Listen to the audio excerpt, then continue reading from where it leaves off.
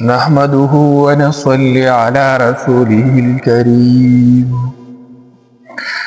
أما بعد فأعوذ بالله من الشيطان الرجيم. بسم الله الرحمن الرحيم. وإذ قال موسى لفتاه لا أبرح حتى أبلغ مجمع البحرين أو أمضي حقبا فلما بلغا مجمع بينهما نسيا حوتهما فاتخذ سبيله في البحر سربا.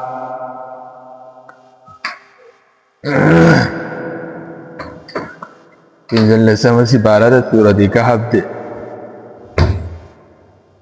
دې کې الله رب العزت د حضرت موسی علیہ السلام او د حضرت خضر علیہ السلام هغه واقعې ته اشاره کوي بدایتونو سره. او واقعه بخاری شریف او مسلم شریف پر روایت د حضرت ابي بن کعب رضی الله تعالی عنہ روایت نقل کړی دی چې رسول الله صلی الله علیه وسلم او فرمایي چې یو ځل حضرت موسی علیه السلام خپل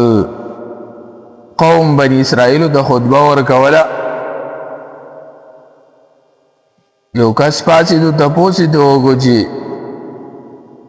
ای موسی علیه السلام ستانه په دې مجمع کې داسې غټ څوک شته دی په اعتبار د علم سره چې ستانه ورسره زیات علم وي؟ نو هغه ورته وویل چې نه زمانه بل غټ عالم نشته. د الله رب العزت په دربار کې دا خبره الله ته خوښه رانله، یعنې د ادب تقاضا دا وه چې دی دا خبره کړې وه چې او شته دی چې یو الله تعالی ذات دی. نو بس بیا الله رب العزت د موسی علیه السلام ته په دې خبره باندې یو عتاب ورکړو. موسی علیہ السلام باندې وحی رااله او دا خبره ورته وکړه الله چې زما یو بنده دی چې په مجمع البحرین کې دی،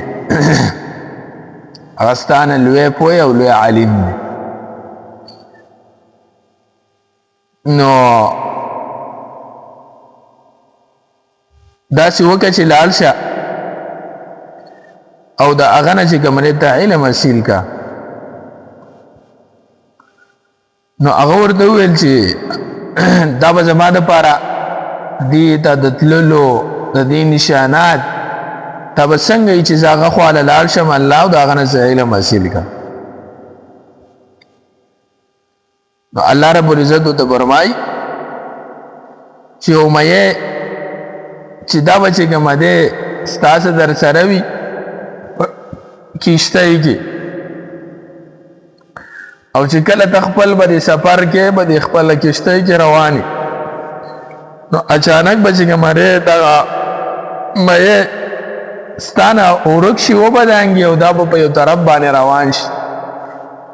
او د دې نشانه به دا وي چې دا به مې چې رواني نو دا به د تللو کې چې کومه دی داسې سورنګ غونډه کې جوړوي دی، بس به اوبه باندېږي نه. بس دې د ځان سره چې کومه دی یو مې واغستلو او روان شو. یو ورسره خادم و چې یوشع بن نون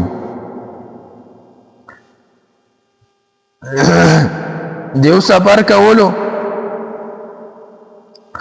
په دغه وحی حضرت موسی علیه السلام ودو به د سفر دوران کې چې کله دی خپل منزل ته ورسېدل نو هلته د مې هغه شانې شروع شو څنګه چې د الله رب العزت د طرفه حکم راغی. نو د یوشع بن نون دی وایي زه ډېر اریان پاتې شوم چې دا څنګه واقعه مخې ته راغله. خو چې کله موسی علیه السلام را بیدار شي نو زه به ورته دا واقعه بیانوم، دا حالات بیانوم. خو لیکن کله چې هم موسی علیه السلام را بیدار شو نو د دې نه هېر شوي، دې ته پته ونه لګېده.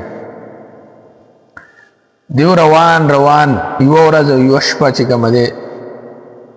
سیوا مزلې و. دویم ورځ چې کله سحر شو موسی علیه السلام د خپل خادم ملګري ته وایي چې ته داسې وکړه لږه ناشته راوړه ځکه چې موږ ته په دې سفر کې کافي تکلیف رسېدلی او دا په دې وجه باندې چې کله د خپل منزل ته رسېدو نو د خپل منزله پورې چې کوم ټارګټ دی د هغه ځای پورې نه ستړی کېږي او چې کله دا د خپل منزل نه واوړېدو نو چې کومه دی بې دې د څه شی رالی ستړیوالی محسوس بهر کې نو په هغه ټیم کې د یوشع بن نون ته د مئی هغه واقعه مخې ته راغله او عذر یې ورته بیان کړو چې زما نه خو شیطان دا خبره یره کړې وه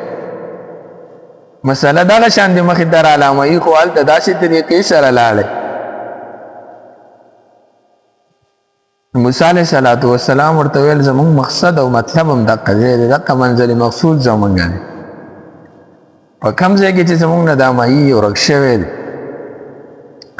هغه ځای کې چې کومه دی موږ به هغه طرف ته ځو بهر کې دی واپس را روان شو راغی چې هغه ځای صحیح کو نو موسی علیه السلام د خضر علیه السلام خواته ورسېدو دا تقریبا ځنګل علاقه و غیر آباده موسی علیه السلام پې سلام وکړو ورته ویل زه موسی یم نو حضرت علیه السلام ورته ویل دا هغه بني اسرائیل موسی او ورته ویل او وایي څنګه راغلی وایي زه خو بس خاص ستا دې دپاره راغلی یم چې زه ستا نه علم زده کړم الله رالېږلی حضرت علیه السلام ورته وایي ټیک ده چې الله رالېږلی خو ته به زما سره زما په کارونو باندې صبر ونه کړي موسی یعنی الله رب العزت به یو کار باندې ما ته څومره علم راکړی دی د هغه په نتیجه باندې زه الله ما زه پوهه کړی یم چې کله زه هغه کار وکړم نو ته چې وینې هغه کار ستا هغه نتیجه او هغه آخري دغه به ستا په ذهن کې نه نو ته به صبر نشي کولی هغه وویل چې بس هر څه چې کوم زه به صبر کوم بهر کې حضرت علیه السلام ورته ویل بس ټیک ته ته دې شرط ته تیار یې بس راځه په ما پس نو دې دواړه چې کومه دی روان شو د دریاب غاړې ته ورسېد اتفاقا یوه کښتۍ راله نو کښتۍ والا سره خبره وکړه او بس کښتۍ کې کېناسته څه ځای پورې چې ورسېدل نو هلته چې کومه دی هغه کښتۍ والا دیو ته چې کومه دی څه شی وکړو دیو په ناسته کښتۍ کې حضرت علیه السلام کښتۍ نه یوه دړه ماته کړله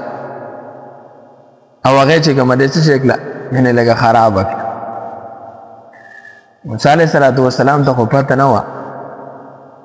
چې د دې د حقیقت څه دی چې ولې دا ماته خو ورته ویل چې دا خو دا ډېر سخت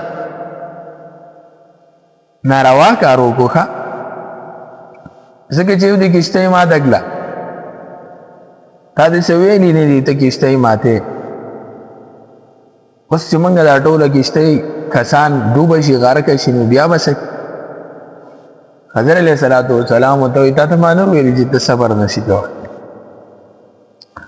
هو موسی علیه السلام ورته وایي ما ته پته نه ما نه خپله وعده هېره شوې وه آینده به داسې نه کوم بس ټیک بیا نبی علیه السلام وایي د موسی علیه السلام نه چې کوم دی په حضرت علیه السلام چې کوم اعتراض کړی دا دې بیا چې کوم دی بیا هېر شوی دغه دویم شرط دریم شرط دا چې کوم دی اوس دا یې ورته بیا بیان کړو چې ګوره صبر کوه دیو د کښتۍ نه کوز شو داسې ساحل طرف ته روان شو اچانک حضرت علیه السلام یو ماشوم راونیو هغه نه چې کوم دی څه شو سر یې ټیکاټ کړو هغه ماشوم مړ شو موسی علیه السلام خو ډېر جلیل القدر پیغمبر هغه ورته وایي چې تا خو ډېر معصوم ماشوم چې نه څه ګناه کړې ده نه څه جرم شته او تا راواغوستو هغه د قتل کومل دی خضر علیہ السلام ورته ویل تا ته مانه وی چې ته زما سره صبر نشي کولی دیو خپل مې کې خبرې سختي بهر کې به ورته خپل عذر بیان کو چې مان ویر مخکې د تلل په یو کلی والا باندې را کلی والا د درخواست وکړ چې موږ مهرباني یو د مهمان نوازي له وکړي له خوراک راکړي هغه انکار وکړ چې موږ تاسو له روټۍ نشو درکوي دغلته د کلي کې یو دیوال و چې داره غورځېدو خضر علیه السلام ورته چې کوم دی په دې خپلو لاسونو مبارکو باندې څه شي سیده کړو موسی علیه السلام ورته وویل ډېر د تعجب خبره ده زمونږ مهمان نوازي نه کوي موږ له روټۍ نه راکوي او تا هغو دپاره کارونه کوي دونه غټ کار چې تا کوو خو تا به ورته ویلي وی چې څه شی راکړه بس خضر علیه السلام ورته په دغه ځای کې وایي هذا فراق بیني و بینک دا زما ستا د جدایي ځای دی بس مفارقت راغلی زما ستا په مابین ولې چې ته څه شی تا چې کوم شرط ما لګولی دی کومه خبره ته ما کلي ده ته هغه خبرې ته چې کومه پابندي نه اصل کې حقیقت معلوم نه و دی ده موسی علیہ السلام ته چې کومه دی خضر علیہ السلام وویل ګوره تا ته د دې خبرې علم نشته چې ما کښتۍ ولې ماته کړې ما کښتۍ په دې وجه باندې ماته کړه چې مخې ته یو ظالم بادشاه او هغه بادشاه چې کومه دی د دې مزدورانو غریبانانو صدقه یوه کښتۍ وه دا یې ترې اخسته او هغه کښتۍ به اخسته چې کومه کښتۍ به روغه وه نو ما دا غیبجنه کړه چې یاره دا کښتۍ د دیو نه وانخلي نو ګوره چې کومه دی ما دې وجې د څه شی کښتۍ ماته کړه دویم ماشوم مې ولې مړ کړو ماشوم مې په دې وجه باندې مړ کړو چې د دې مور او پلار ډېر نیک او ښه خلک دا زوی چې کومه دی دا د دې یو بچی او دا چې کله راغټ شي او ځوان شي نو دا به چې منې دا خپل مور او پلار دا بېدینه کي او دی به ذلیل او رسوا کول نو ما د دې د وجې نه مړ کړو چې د دې پلار د دې بچي د وجې نه چې کومه دی دا مور او پلار ګمراه نه شي او دریم ما چې کومه دی څه شی وکړو دغه دیوال مې روغ کړو او دغه دیوال د لاندې چې کومه دی څه شی وه یوه خزانه وه قرآن وایي وتحته کنز لهما د دې د لاندې یوه خزانه وه چې د یتیمو بچو دپاره خپل پلار دفن کړی دې متعلق حضرت ابو دردار رضی الله تعالی عنہ رسول الله صلی الله علیه وسلم نه روایت کړي وایي دغلته چې کومه دی سونا او چاندي دا یې ذخیره کړي وو د دې خپلو بچو دپاره او دې ورته چې کومه دی د دغسې نصیحت کړی و چې کله تاسو پوه شئ نو بیا به دا خزانه د خپل ځان دپاره راوباسئ د دې دیوال نه که دا دیوال راغورځېدلی وي دا خزانه به بل چا راغورځي ما د دې د وجې نه چې کومه دی څه شی دا خزانه مې یعنې دا دیوال مې سیده کړو چې دا خزانه د ماشومانو ته بلکل حقدارو ته خپل حق ورسي بعض مفسرین دا قول ذکر کوي ابن عباس رضی الله تعالی عنہ فرمایي وایي دغلته دا د سونې تختې وي او په دې باندې څه نصیحتونه لیکلی شوي یو نصیحت دا دی چې ډېر تعجب دی په هغه سړي باندې چې ګوره په تقدیر باندې ایمان لري او بیا هم دا غمونه او پریشانۍ نه کوي او خفه کېږي دویم تعجب دی په هغه سړي باندې چې دا ایمان لري او د رزق ذمہ داري الله غستی دا چې کومه د خپل ځان دپاره لګي د مشقتونه او فضول تکلیفونه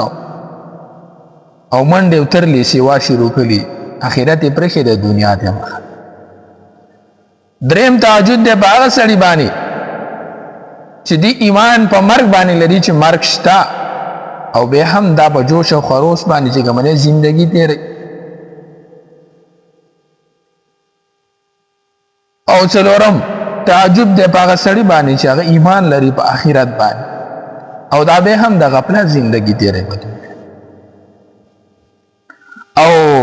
پنځم تعجب دی په هغه سړي باندې چې یاره دا په دنیا کې دومره انقلابات راځي او دا بالکل مطمئن ناست او دې ته پته نشته او دې سترګې پټې کړي دي چې دا دونه انقلابات د څه د وجې نه ناست او په آخره کې بیا لا اله الا الله محمد رسول الله دا څو دا د خضر علیه السلام او د موسی علیه السلام په خپل مابین کې هغه واقعات چې په دې آیتونو سره د الله رب العزت اشاره کړې